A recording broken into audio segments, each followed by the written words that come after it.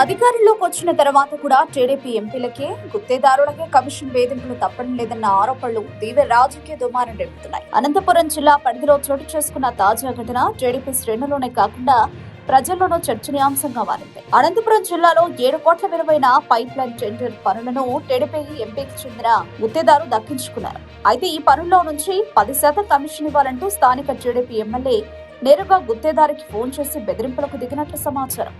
మొదట గుత్తేదారు తాను TDP MP మనిషినని చెప్పినా దానిని లెక్క చేయని ఎమ్మెల్యే తమ్ముడు నేరుగా ఎంపీకే ఫోన్ చేసి కమిషన్ డిమాండ్ చేసినట్టు తెలుస్తోంది. ఈ వ్యవహారంతో తీవ్రంగా అసహనానికి గురైన ఎంపీ ఎమ్మెల్యే తీరుపై పార్టీ అధిష్టానానికి ఫిర్యాదు చేసినట్లు సమాచారం.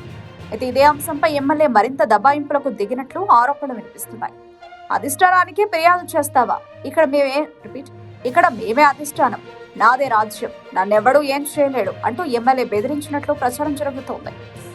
ఇంతటితో ఆగకుండా 10% కమిషన్ ఇవ్వకపోతే పనులకు సంబంధించిన సామగ్రిని ఎత్తుకుపోతామని కూడా హెచ్చరించినట్లు గుత్తేదారు వర్గాలు చెబుతున్నాయి. అధికార పార్టీ ఎంపీకే స్థానిక ఎమ్మెల్యేల నుంచి ఈ స్థాయి వేధింపులు ఎదురవుతున్నాయంటే క్షేత్రస్థాయిలో పరిస్థితి ఎంత దారుణంగా ఉందో అర్థమవుతోందని విమర్శకులు అంటున్నారు. అవినీతి రహిత పాలన, పారదర్శకత అని ఎన్నికల సమయంలో నినాదాలు చేసిన టీడీపీ ప్రభుత్వం అధికారంలోకి వచ్చిన తర్వాత కూడా కమిషన్ల రాజకీయాలు కొనసాగుతున్నాయని ఆరోపణలు తీవ్రంగా దెబ్బతీస్తున్నాయి. ఒకవైపు ప్రభుత్వం అభివృద్ధి పనులపై దృష్టి పెట్టాలని చెబుతుంటే మరోవైపు అధికార పార్టీలోని నేతల మధ్య కమిషన్ల కోసం పోటీ జరుగుతోందన్న ఆరోపణలు పార్టీకి తలనొప్పిగా మారుతున్నాయి. ఈ వ్యవహారంపై పార్టీ అధిష్టానం ఎలా స్పందిస్తుందో, నిజంగా చర్యలు తీసుకుంటుందా లేక అంతర్గతంగా సర్ది చెప్పి మౌనం పాటిస్తుందా అన్నది ఇప్పుడు రాజకీయ వర్గాల్లో ఆసక్తికరంగా మారింది.